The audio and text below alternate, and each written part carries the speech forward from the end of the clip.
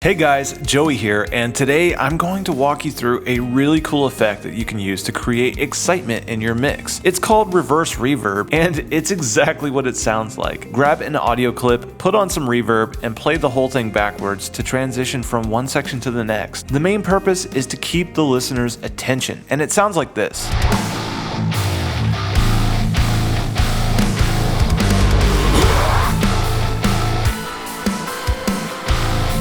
That's a pretty simple effect that works well, but by adding processing, it can actually get even more memorable. That's why I'm going to go over the 5 levels of using reverse reverb in a mix.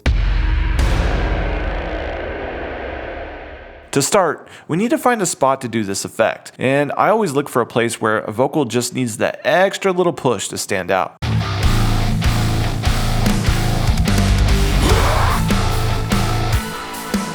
This section is a perfect chance to use reverse reverb. And we've got a cool instrumental buildup, but the vocals just kind of come out of nowhere. So let's add some effects to make the vocals feel more significant. The first thing we're going to do is make a copy of the vocal track so that we have more control over the effect. Let's name this new track Reverse Vocal. Let's grab the vocal that we want to emphasize and copy it onto the reverse track over here. Now we're going to right click and choose item settings and then reverse active take. This will play the selection backwards, which sounds like this.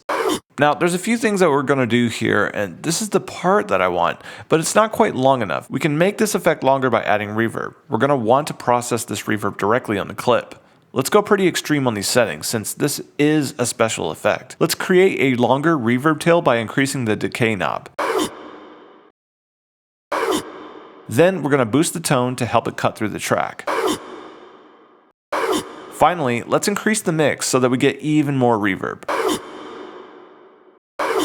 This last step is now to render out this whole clip and then reverse it again so that our vocal is back in its original location with a cool lead in. Great, that's the effect that I want, but it's coming on too strong. So we need to pull the volume down just a little bit so that it's not louder than the original lyric.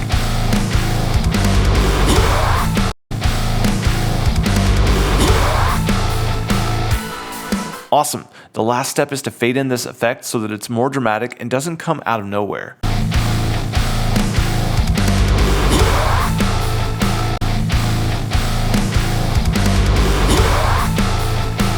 And that's it. Now the listener gets to hear a little bit of what's coming next, and without it, it just would have been boring. But this is just the beginning. So now let's see how we can make this effect even better.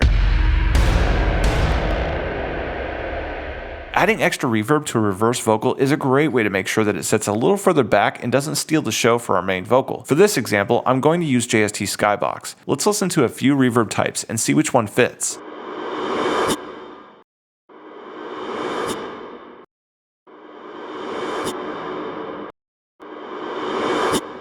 I like the plate reverb. It'll help smooth the effect out. The mix amount is the second thing that we're going to change, and I want a high amount of mix since this effect is supposed to help us make the vocal feel bigger and not distract from it. That creates a nice ambience too. The decay knob, which controls the reverb length, is the next thing that we're going to change. We want a longer decay here so that the vocal hit feels way more impactful.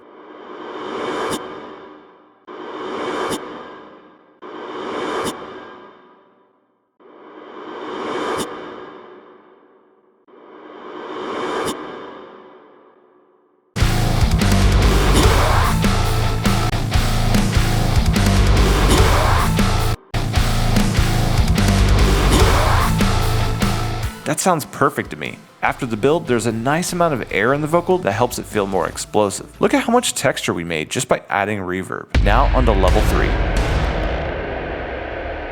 Taking that reverb idea a little bit further, we can add a stereo delay for even more ambience. I'm going to use Reaper's ping pong delay, but you can pull this off with pretty much any stereo delay. This step's super simple. We're going to max out the ping pong width and adjust the tempo sync, which controls the delay rhythm.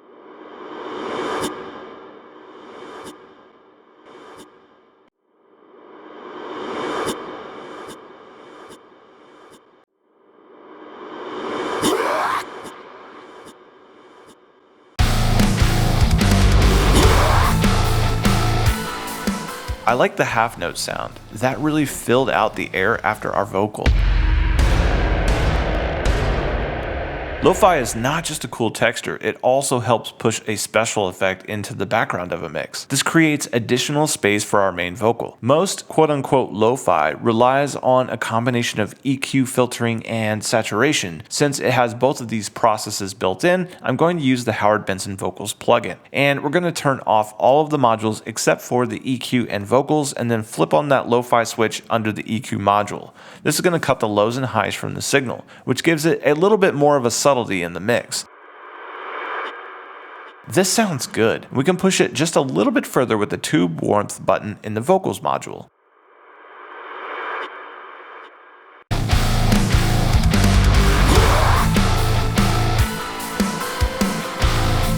It's a subtle change, but the lo-fi feels a little more even now, and that's it for level 4.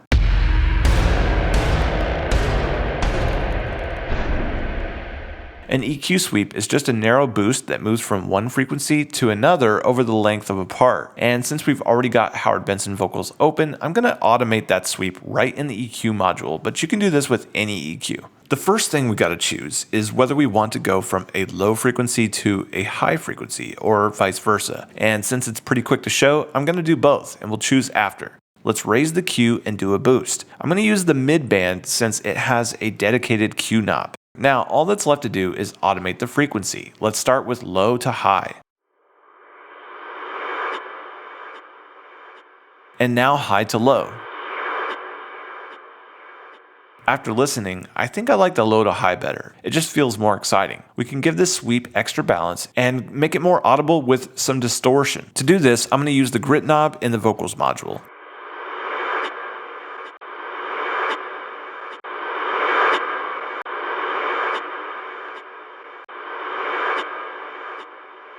We can smooth it out even more by running through the compressor in the vocals module. Let's set our EQ to pre-compressor. This makes it so that we're compressing our filter sweep and not sweeping our compressed signal.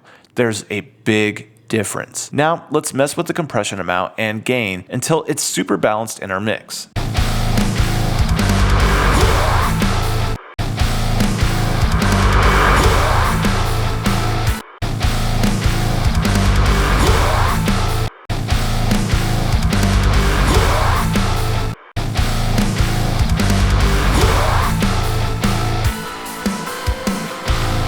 That EQ sweep has some texture and now feels more even, but it isn't totally overkill from the distortion, which brings us to the end of level 5. Now let's listen back to all the levels and see which one works best for this mix.